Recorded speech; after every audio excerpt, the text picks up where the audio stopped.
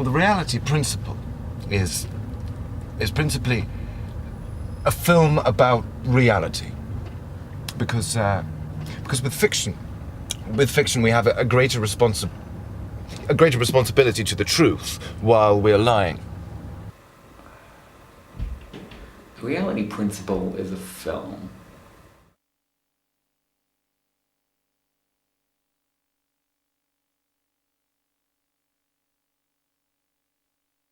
My aim was, when I wrote the script, my aim was to extract the truth from the chaos.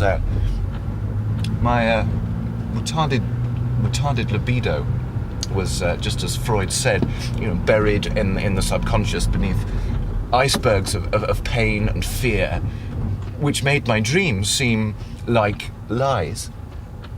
And my lies seem so real. The title, the reality principle, comes from Freud. You know Freud? Yeah. Read this. It'll change your life. Seriously, I mean, it's my Bible. I mean, this guy, Osborne Randolph, I mean, his stuff is just awesome. I mean, really arty. Huh? Storylines, huh? You know what I mean? Which, hey, I mean, it doesn't really blow my score up. It bores the bejesus out of me, to be quite honest with you. I want to say to the audience, here, take, eat, Let me tell you something. I made my first film when I was 16, And since then I made my name making hardcore porn flicks, you know what I mean? A lot of big dicks and ass fucking. Can I say fuck in this movie? Like communion, take my photochemical reality and feast on my celluloid truth, Like eating your words, only, well, the words are images, so you eat with your eyes. It's a pretty frightening thought. And then the clever dick 90s comes along and suddenly sex is art. You know what I mean? I spent a year in Paris and I wiped my ass on all those Nouvelle Vague movies, same as every aspiring filmmaker. You know what I mean? Like Jean-Luc Godard, Louis Malle, like Francis Truffaut, Alan Resness. Genius, but no titties in them, but you can't have everything. Like Godard, I have a profound mistrust of the written word. I prefer the concept of cinema as une forme qui pense. I did have a written script for the film, it's just that I didn't spend much time on it, on principle. And I think Jerry seemed quite happy with this approach. I think he shared the Godardian viewpoint. Scripts, they're not really worth the paper they're written on, you know what I mean? The only time I bothered with scripts was when I made these totally rad parody porn films in the early 90s. There was Stardust Memories. That was very elaborate. I made Mona Lisa in 94. That was Mona spelled Moaner. Very clever. This guy, Osborne Randolph, he really brought me back to grass tacks. He comes in my office, he says to me, I don't know, I didn't really understand much of what he was saying, but he says to me, I want to do a movie. I said, has it got sex? He says, yes. I said, has it got titties? He says, yes. Bada bing, bada boom. We're here to show the movie. I have always immersed myself completely in my roles. I remember once when I was a child, I was playing doctors and nurses, and I actually sliced my sister open with a penknife. Because I was lost, you see, in this disassociated yet cathartic fantasy I had generated. That day, I stained the carpet and cleansed my soul. Do you see? It was then I realized I was an actor. A great actor. Which is fortuitous, as Bob really understands actors. And he works as hard. Right from the rehearsals, it's all hands to the grindstone.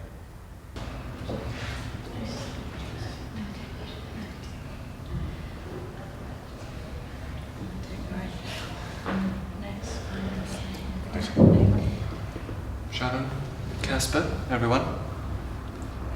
Okay. It's the scene in the abattoir. It's raining. You're hurting. Okay.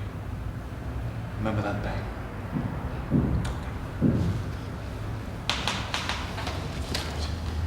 In your own time.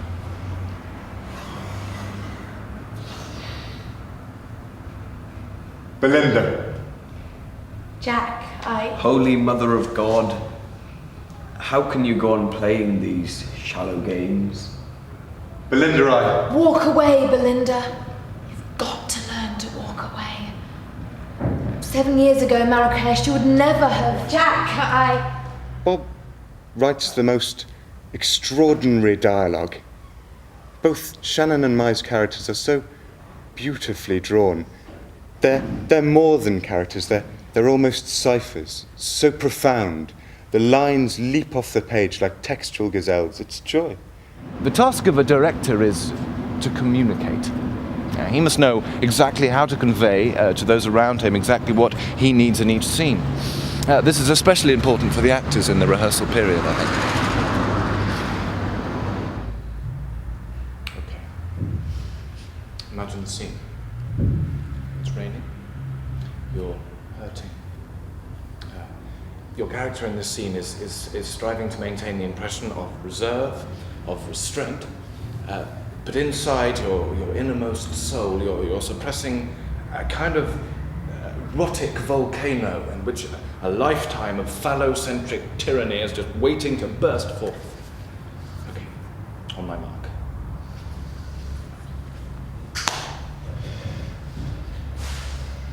A cup of tea and a Danish pastry, please, Mrs. Ramsbottom.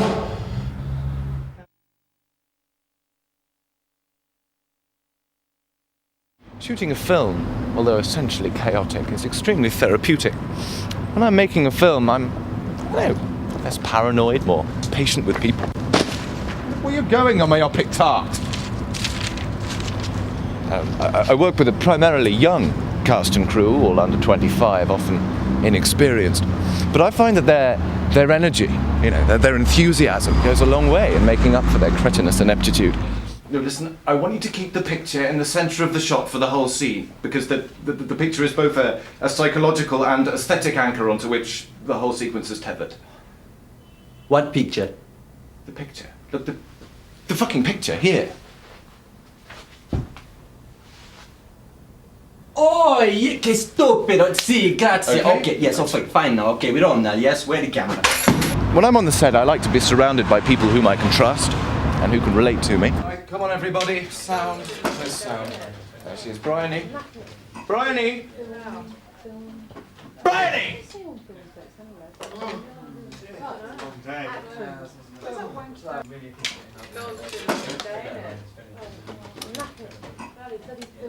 Could you just tell me what you're trying to do? What we're trying to achieve is a very subtle blush effect on the cheek, which will bring out the graduated flushing of the face. And the lips? Studio 54, the light rose shade, with a touch of puce lip gloss which will really bring out the texture. Works for me.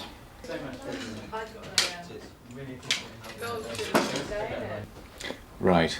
What we're looking for is bewilderment, attention, and sort of moving towards the sheepish.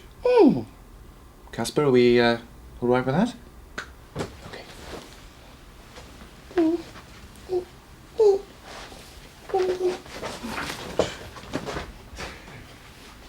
Fuck it! Right, so the lamp's supposed to be there, yeah? Yeah, but if we move it... And that'll really shag things up, yeah. Right, move the glasses as well, yeah? Yeah, cool.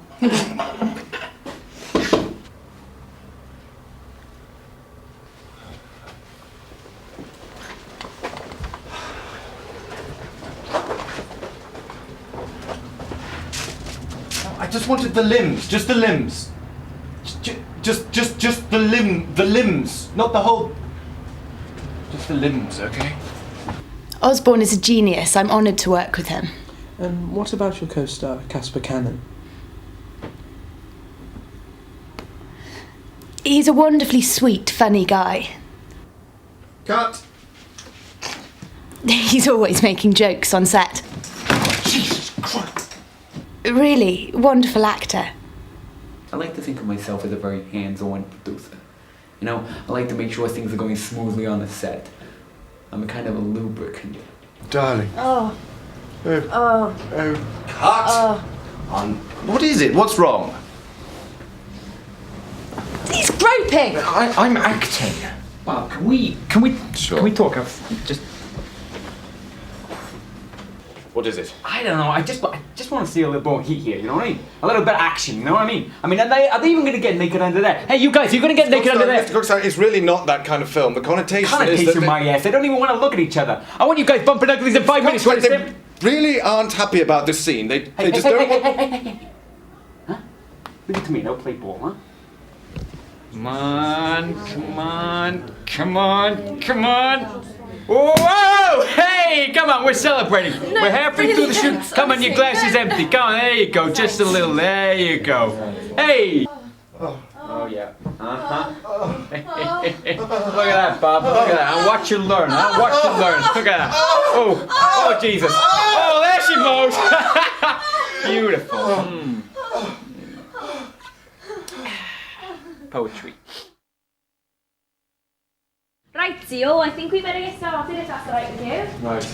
Now, I'm going to explain what we got you because it's a bit complicated. Now, we've got the curly whirlies to take us up till 11.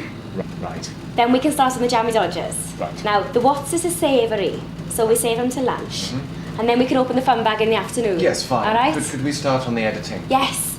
Now, my motto when it comes to editing is when in doubt, leave it out. Pare the dialogue down to a bare minimum and leave plenty of leeway for the songs. There aren't any songs. No songs. No, it's a psychological treatise on the obfuscatory nature of perceived truth. Oh, right. Well, that throws a pacing out a bit, doesn't it? Oh, look, do we have a problem? No, I suppose not. I'm just gonna have to get a bigger pair of scissors for that. Right. So it's a bloody film, is this, with no songs in? Showing your film to people is like giving birth. You birth your creation to the outside world, mewling and puking on an unsuspecting public. God, it's ghastly.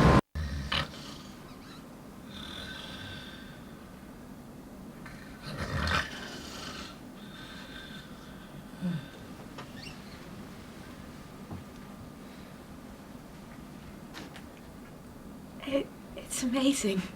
Yes, amazing. What the fuck have I just been watching? It was beautiful. Yes, beautiful.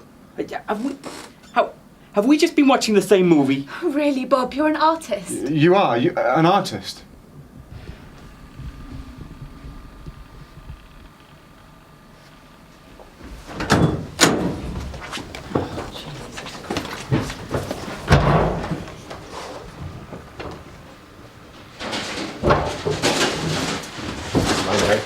Where are you going? Commit art euthanasia.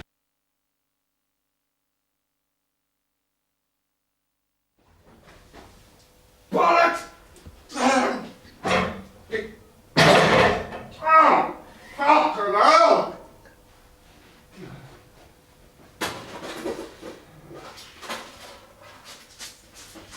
Bastard. Stupid fucking... Gotta help me, I want to be clean! The film will be a huge... I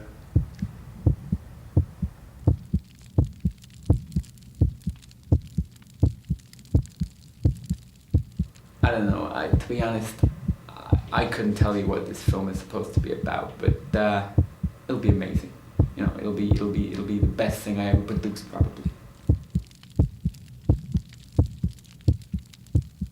In the end, my films are just flotsam and jetsam on the beach of art.